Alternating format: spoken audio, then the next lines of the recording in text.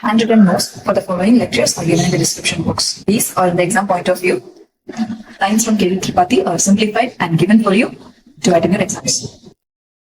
Drugs, Synergism, Antagonism from Docsiverse.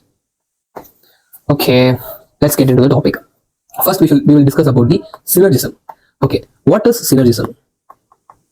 Synergism, it means if you are taking two or more drugs simultaneously. These words synergism and antagonism come into the play when you are taking two or more drugs simultaneously. Okay, if you are taking two drugs simultaneously, consider a drug 1 which we take for the main purpose for some purpose. Okay, we have some target desired action for the drug 1, and we take another drug 2.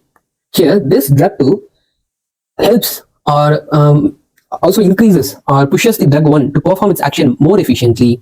In more likely, we can say it as drug 1. When the drug 1 and drug 2 is given simultaneously, the effect or the action is increased. Okay, this drug 2 supports the drug 1. Not actually supports the drug 1, but enhances the action that performed by the drug 1. You understand what a synergism is? Okay, now let's discuss. Okay, now see this. Suppose there are two types. Okay, two types of synergism. In type 1, the drug 1 will be performing a certain action, and drug 2, when we take the drug 2 alone, without in the absence of drug 1, when we take only drug 2, this drug 2 perform the same action similar to the drug 1. Okay, this is type 1. Case for type 1, you can consider anything. It will perform the same action similar to the drug 1. But when these drugs are taken together, it performs the better action. That is, it enhances the result. It enhances the effect that produced by the drug 1 or drug 2. Okay, this is type 1. And another type is type 2. Consider this is type 2. Here, drug 1 performs a certain action, but the drug 2, which taken when the drug 2 is taken in the absence of drug 1, it is inactive. It does not provide any effect. It does not produce any effect. There is no use in taking the drug 2 alone. Okay, so you understand, drug 2 only produces the effect, only produces more effects. That can only enhances the effect of drug 1, but it can't act independently. Okay, understood? What's the difference between type 1 and type 2? This is a two type of synergism. Not exactly types, but it is a two case we can see synergism. Okay, then we're going to see about the types of synergism. First is additive. What is additive synergism? That is, as we already discussed, if drug A, consider drug A can perform a 20. We can't quantize the effect, but consider as if it can perform an effect of ranges to up to 20, and drug B can produce the effect up to 20. I'm repeating it. We can't quantize the effect. It's just an example for me to understand. Okay, just an example. Okay, but when these two drugs are taken together, when drug A and drug B is taken together, the result of drug A and drug B will be 40. Okay, only the simple addition of these two, the effect produced by the drug A and drug B. This can be written more simply like effect of drug A plus effect of drug B equal to effect of sum of A plus B. You understand? Both of them are equal in this case. We will see the case in which both of them are different or more or less than the left hand side and right hand side. We'll discuss it later, but understand this. Okay, here the example are, remember, only two examples, no need much. Okay, this is just a general pharmacology. Just for exam purpose, we can only remember 2 or 3 examples. Don't confuse your brain. First of all, aspirin plus paracetamol. This is one of the example. Another one is, and what is the purpose? It is antipyretic. Pyretic means fever. Okay, pyrexia is fever, so it is antipyretic. The purpose is antipyretic. To enhance the paracetamol can perform an antipyretic action, and aspirin enhances the action. Okay. Another one is nitric oxide plus halothane. Okay. What is action or what is the purpose? It is anesthesia. Okay, understood? Okay. Now another type of synergism is supra-additive. Now listen this carefully. Supra-additive. As the name suggests, now you consider this. Okay, don't go beyond that. Consider this. That is, A produce action of 20, similar like, and B produce action of 20. When A and B are summed up or given simultaneously, the sum of action is not 40, as we see in additive. The sum of action is greater than the sum of A and B. Like, it's greater than 40. Like, it is 60, 50, can be 70. Now, again, I'm saying we can't quantize the actions just for your understanding purpose. I'm saying this. Okay, so don't confuse with this. Why I'm saying that A can produce 20 amount of action, just to make you understand about that. Okay, now how can we write this? Effect of A plus effect of B is 40 actually, but effect of sum of A plus B is greater than that. Understood the concept? Okay, no confusions, right? Okay, Examples we can see, we can discuss here are, as I said, learn only 2 examples, no need more than that. Okay, acetylcholine plus physostigmine. Okay, what is their action? Inhibition of breakdown. That is inhibition of metabolism. Understood?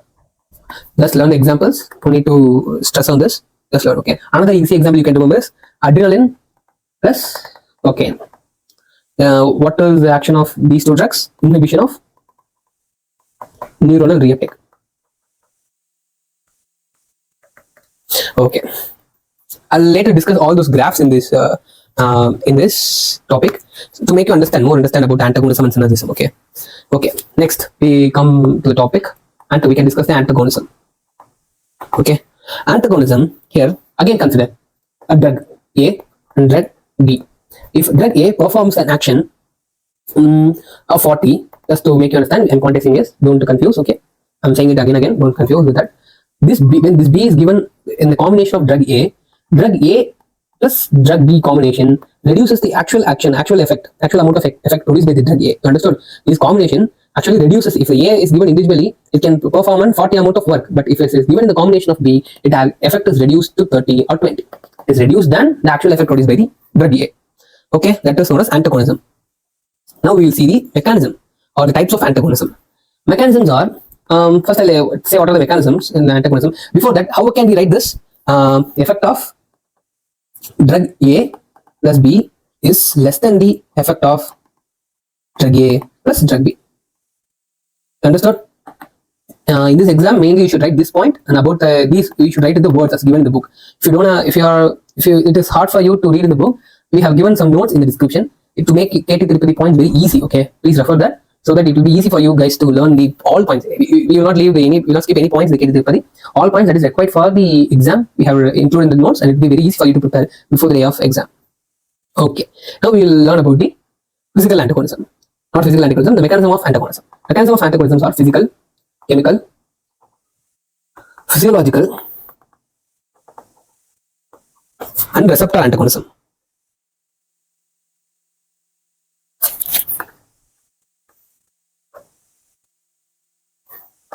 Okay, now we will get into the actual topic.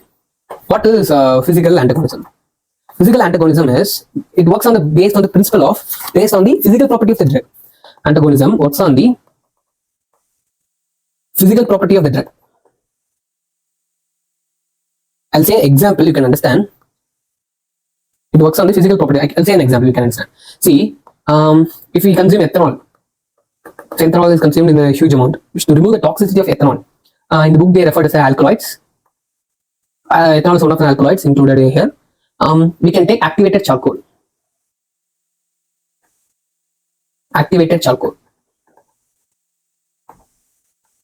What does this charcoal do? Have you studied in your lower classes? Charcoal absorbs the ethanol. See, here, physical property of the drug plays main role. Physical property of the drug plays a main role in antagonism mechanism. So it is known as physical antagonism. Okay, next, chemical antagonism. Again, chemical antagonism is what? You can say on your own. Chemical antagonism is antagonism based on the chemical property. Okay, I'll give an example. KMNO4 oxidize the alkaloids. Okay, oxidize the alkaloids. What happens here? When it is oxidized, alkaloid will be in reduced form. When it is oxidized, it gets neutralized, and the drug will become inactive. See, here the purpose of the antagonism is not to make the drug inactive, is to make the drug less active or less effective. More precisely, we can say is as less effective. Purpose of antagonism is making the drug less effective. Okay, for that, what mechanism we need to do to make it less effective, it is doing. One of the mechanism in making the drug less effective is receptor antagonism. We will discuss this later. There will be many concepts coming to the receptor antagonism. You may not know about the efficacy and potency of the drug. We will learn it later. Okay. Now another example is chelating agents. BAL, CAL, disodium, iridate. These chelatic agents, chelate means breaking down of the toxic metals like arsenic and lead. This is an example discussed in our book. So remember these alone. No need any extra examples for examination purpose. And another type of is physiological. See, you should understand something in this physiological or functional antagonism. Here, physiological or functional antagonism means a drug does not directly affects the antagonist do not directly affects the given drug. If this is a drug A is given and the antagonist is do not directly affects and inhibits, it gets attached with another receptors different from the drug to which the drug is. If a drug A is attaching to the receptor A and the antagonist attached to the receptor B, but it produces the opposite action that is produced by the drug A. So as a net, the action, the result produced is reduced. Okay, you understand? Wait, if you still you don't understand, if you couldn't understand, I will discuss an example. You can more easily understand it. Okay, consider histamine. Okay, here in histamine, what does a histamine acts? Histamine acts on H1 receptors. What does it produce? It produces the bronchoconstriction. Another, its antagonist is adrenaline. What does it act? It acts on beta receptors. What does it produce? Bronchodilation. So see here, this is a drug. This is the antagonist. It acts on a different receptor, and it acts on a different receptor. But the result produced is opposite to the effect of the drug. Result produced by the antagonist is opposite to the. It's in the opposite direction to the result produced by the main drug. Here, bronchoconstriction and bronchodilation. So here, as a net, the bronchoconstriction is decreased. Understood? Decreased. Okay. Okay, students. Another main example, another easy example we can say is glucagon and insulin. Glucagon acts on glucagon receptors. Insulin acts on GLUT receptors. Both, but the action is to increase or decrease the glucose level of the blood. Okay. Next is the main topic we should learn is receptor antagonism.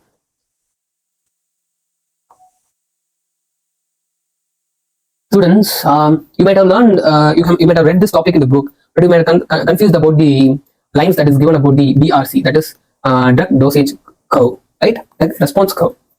You might have confused. What are they saying? It's moving right or left, and height is increasing, decreasing. What they actually refer to, what they actually mean. You might have confused about that. Now I'll teach you some concept. Please learn this carefully so that it will be easy for you to understand those lines. Okay. See, you should learn two main terms, that is efficacy and potency. Efficacy is the a certain amount of the effect produced by certain amount of drug. Okay, this is a drug, amount of drug, more precisely amount of drug required to produce a particular effect. Can you differentiate this both definition? You can easily differentiate. It's actually very simple words. I have given it in very simple words. So I think you can easily differentiate these two definitions.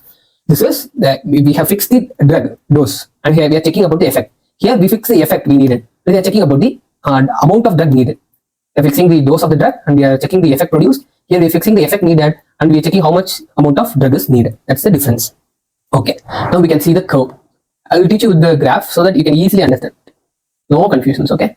You can easily understand. In this y-axis, response, you can take the response. X-axis, we can take the concentration of drug. Now, see, consider this as a drug A. This is the curve for the drug B, and consider this is for the drug C. Drug A, drug B, and drug C. Okay. Now, see, this is the concentration of the drug. Now we can compare the efficacy and potency of the drugs given above in the graph. Potency and the efficacy. So, okay, don't confuse. If you don't know, first we again see the definition. Effect produced by a certain amount of drug. See, here the drug is the dosage is less, and the effect produced is a certain amount. Consider this is 100. Okay. Here the dosage is higher than A. Okay. B for dosage of B is higher than A to produce the same amount of effect. So here the effect is same, but the dose required is increased. Similarly for the C, the dose required is high to produce the same effect produced by the A and B, but the dose required is high.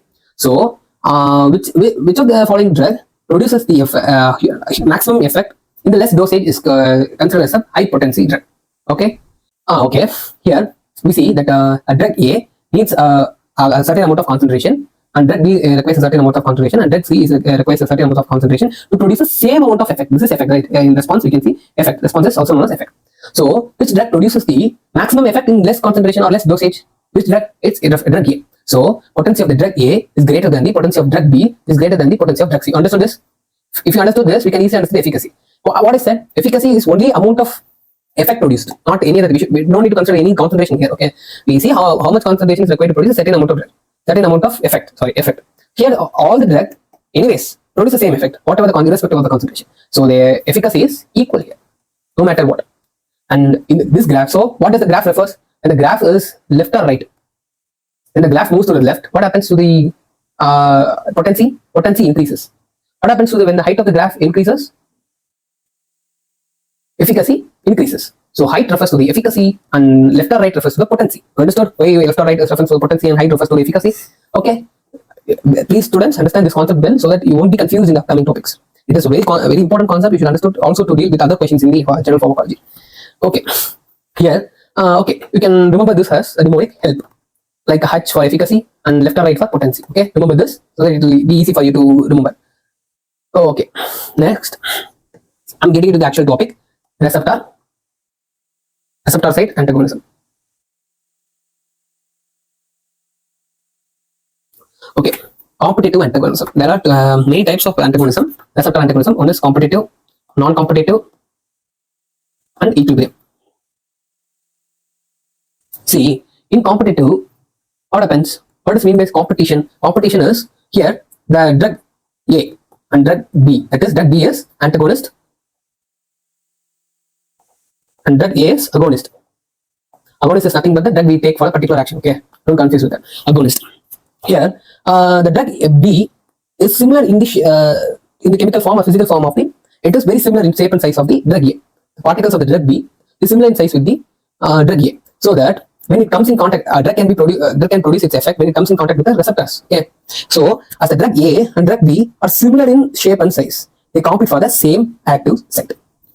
And what does the drug B does when it binds with the active site? It makes the enzyme inactive. It makes the receptor or enzyme inactive. CB binds and it lowers the chances of the binding of drug A, so that the action of drug A is also reduced. You understood what is competition? Why they are naming it as a competitive antagonism. Another one is non-competitive. Okay, here there is, by the name you can understand, here there is no competition. Means what? Drug A and drug B are not similar. They don't need to be similar. They need to be similar only they want to, when they are competing for the same active site. Here they don't need to be similar. Now how does it inhibit the action of drug A? Now there comes into play another site is known as allosteric site. Allosteric site is another site other than the active site. Okay, here the drug B binds. When the drug B binds here, the shape or the space or the active site produced by the receptor is made incompatible. Whether the shape may change or it may change chemically, we don't know that, but it becomes incompatible for the drug A to bind. Here also the chances of binding of drug A to the receptor is inhibited. So chances of binding of drug A is inhibited. Understood? So action of drug A is also inhibited. The target action is not produced. Okay, recommended action is not produced. This is known as competitive. And main difference between the competition and non-competition is competitive antagonism and non-competitive antagonism is it is reversible.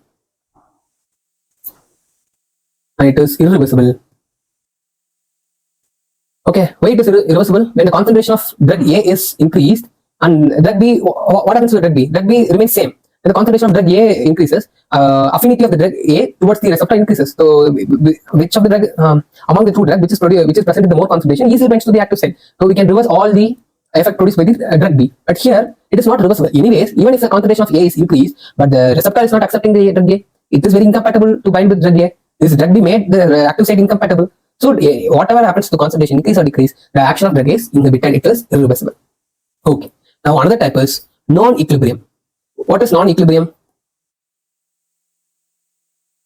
Non-equilibrium is similar to the equilibrium. Okay, similar to the non-competitive antagonism. Okay, here learn this example. Don't skip this. It may be important for your exam purpose. Phenoxybenzamine and adrenaline. It's an example. They compete for the adrenergic receptors. Okay. Now we can see the drug dosage response curve. How does the drug dosage response curve vary according to the antagonism, competitive antagonism and non-competitive antagonism? Here, see, when the drug is given along without the antagonism. Okay, when the drug is given along with the antagonism, A plus 1 into B. That is, only 1 times of B is given. See, here what happens? What happens to, what does the height refers? As I already said, height refers to the effect. What does the left or right refers? It refers to the potency. See, when the graph moves to the rightwards, potency decreases. What is meant by potency? The amount of drug required to produce the particular effect. It's known as potency. Here, see, before the administration of antagonism, in low concentration, the drug produces a particular effect. But after the administration of antagonism, only when the drug dosage is increased, as I said, it is reversible. Only when the drug dosage is increased, it can produce the same effect. For producing this amount of effect, that is the green line I'm marking, we have to increase the dose. So the potency of the drug is reduced when the antagonism is given. Similarly, non-competitive antagonism. What happens in the non-competitive antagonism? Let's see. In non-competitive antagonism, even when the dosage is increased, what happens? There is no change. No change. See, no change. You see, what happens to the height? See, what happens to the height? Height decreases. What is height? What does the height refers? Help. Remember the concept. Help. Height refers to efficacy. If the height is decreased, efficacy is decreased. The effect produced by the drug is decreased. Whatever, irrespective of the dosage. Even if you increase the dosage, there is no response. Only the decrease the amount of effect is produced. Even if you decrease the dosage, no response. Decrease the amount of dosage is given. Here, the graph moves toward the right side in the non-competitive antagonism.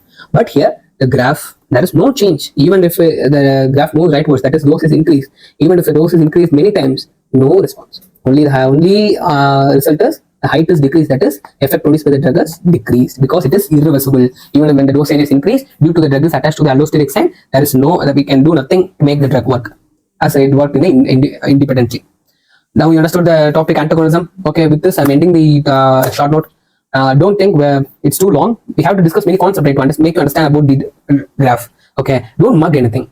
Listen to the lecture, go back, take your textbook, read that, or else if it is more for you to read the textbook, go read the notes that is given in the description.